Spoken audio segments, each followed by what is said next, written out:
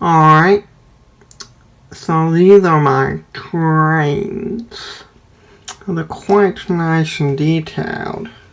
You may or may not be able to see all the little details in there. It's so nice and clean. And turn it to the other side. There's a bunch of screw holes, a port. And then this thing can turn about for transformation.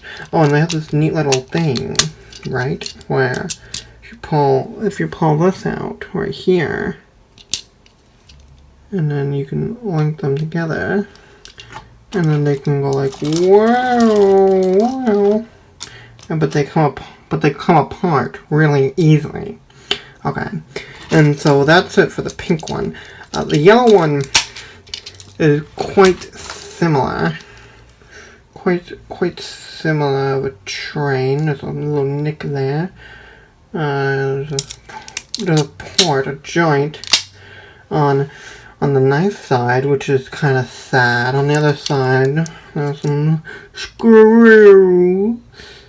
lovely screw holes, and then this can also turn, and it has the same port right there. You can put it on there, and then whoa, you can move it. Except I'm not gonna put it on the floor, because then it'll just fall apart as they always do.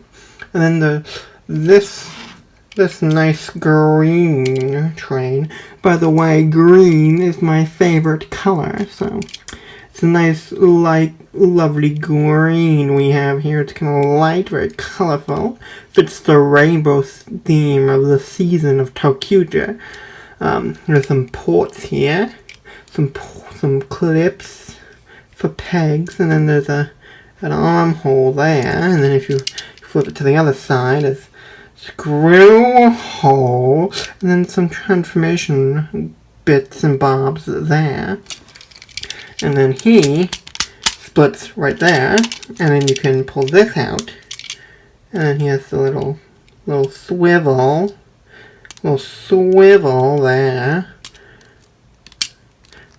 And you put it back on, and there's not much else you can do. They have this joint. That's for robotics. That's for the robot mode. This little joint here, but you can't use it to kind of make him look like he's bending a little bit. Which, I mean, he's a train, and trains, whenever they're going around corners and such, they don't really move too much, so it's almost believable, honestly. I mean, if you want to make it look like the show Toqger, definitely not. But it does work for a realistic train. And then here's the blue one. There's a little visor there. Some teeth.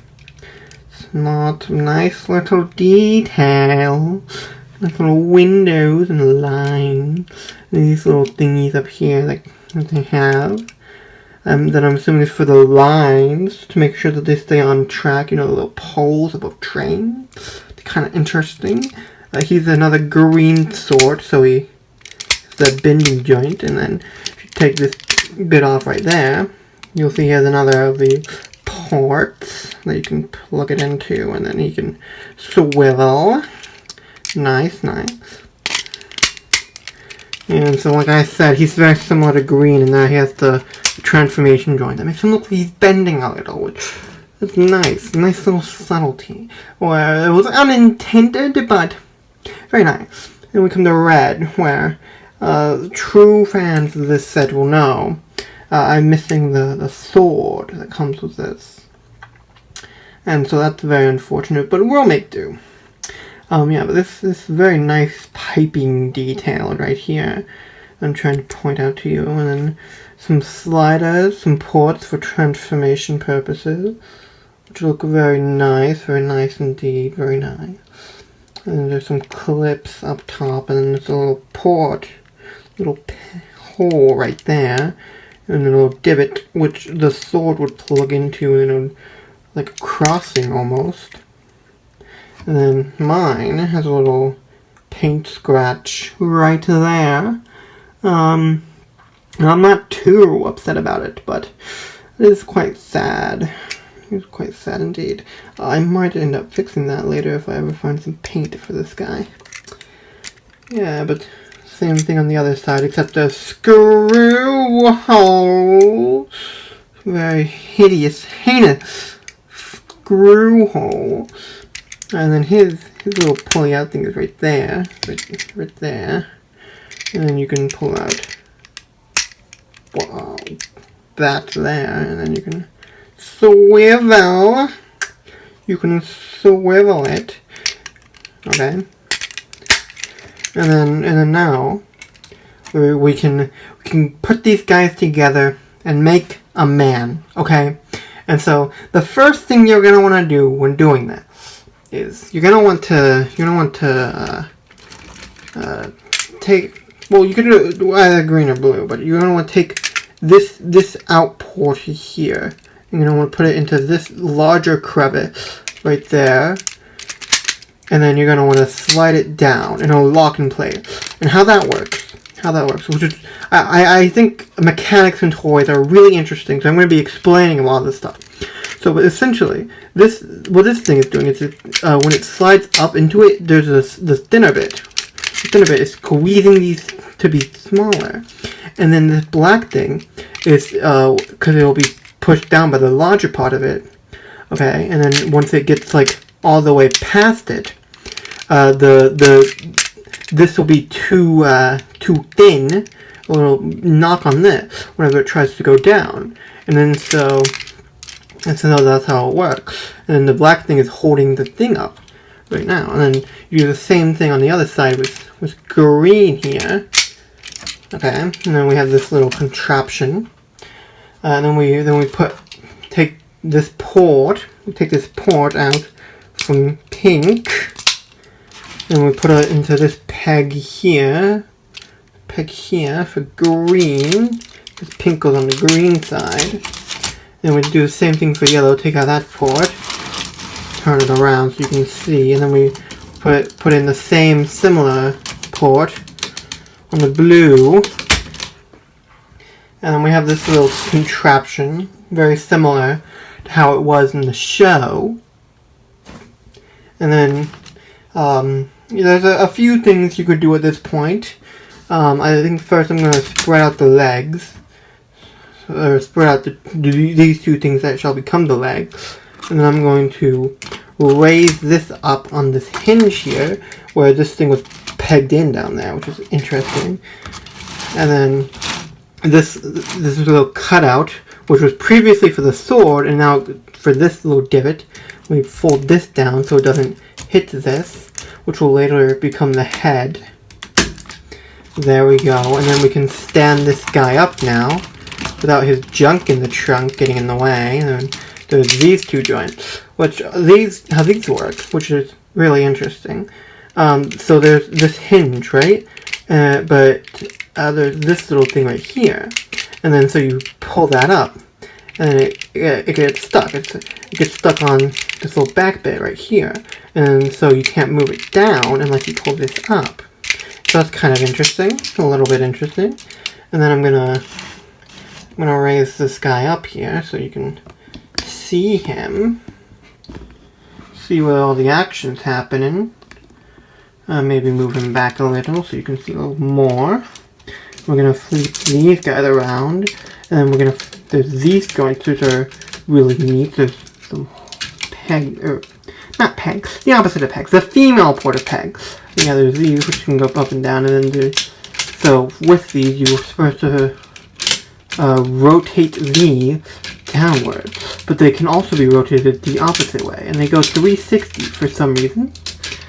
And then I forgot to mention it earlier, and I'm just now realizing this, but there's these little hitches in train mode that are very similar to these hitches. In fact, they're basically the same. Okay. And then so there's those hitches, and there's both yellow and pink have them, and then strangely enough, they can go. Let's just pan up a little bit. They can go a little bit further backwards for no real purpose or reason, but they do that, and I wanted to point that out because I wanted the world to know. Yeah. And then green and blue both have them right there, which is actually quite satisfying to pull out. I do like doing it on the occasion. And then there's this bit, which the head is actually really cool. It's really cool. I really do like how this works. So this folds down, right? So it was tabbed in where the head's going to be tabbed in, okay? And then it pops out. It was tabbed in using this. And then it comes up and around. And it tabs into here. And then since this is one solid piece, it pegs this into place almost. So it's very severely, very rarely wiggles, okay? And then now we do the big face reveal, okay? And so, are you ready for it? Are you ready? Oh my god. Oh my god. Gorgeous. Gorgeous. We're done. We're done. It's a finished Toq-Oh, okay? And then we'll just zoom in on his face here. Ooh. Ooh. Oh. You can see his little face in there. The railing out on the outside kind of creates this very robotic feeling to it. I've always felt that the kind of roundness of the head has made him kind of feel almost childlike in many ways. It feels very I don't know how to say it. It feels very weird, very oldish, almost. And then I really do like how the doors kind of form a mask that you can unveil the head with. It's very lovely, and I very much like the way that works. Sorry about the shaking my hands a little. But yeah, I like how the blue kind of outlines it, and how there's a little, you might be able to see there's a little like plastic tray there, creating like a circular thing. And I think that's a nice little touch that you don't always see in things like this. And then there's a nice bright yellow eyes that kind of stand out. I think it's really interesting how they incorporated some of the colors from the Rangers. I wish that they included some green and some pink onto the head to kind of make it feel more rainbowy. I can understand why red takes the cake here. It is on the red guy. But I do wish that it kind of created more of a rainbow sense to it, considering that this is a rainbow themed Sentai. I think that'd make it look really interesting. But yeah, this is it for Toq-Oh. He's a very cool mecha. I really like. I really think that he's quite simple, right? For a mecha, for a robot, he's quite simple in the way that he comes together, being just trains linking up. But I think that I really like the way that he does it. He does it very subtly and very really cleverly almost. And I just really like this guy because I really like Toqger this season. I think this guy is a perfect representation of kind of all the brightness and colorfulness I really like from Toqger. And so that's it, guys. Make sure you don't forget to subscribe for more reviews on toys that I like, that I have. I'm going to be getting a Geartlinger soon from Zenkaiger, so I'm probably going to be reviewing that as well. So if you want to see that, if you want to check out that video, go ahead, subscribe. You'll get notifications. Turn on the notifications as well, by the way. You'll get a notification saying when that video comes out, and you don't want to miss it. It'll be really cool, very epic, and I'm really excited to get my first Zenkaiger toy. So bye. See you all later.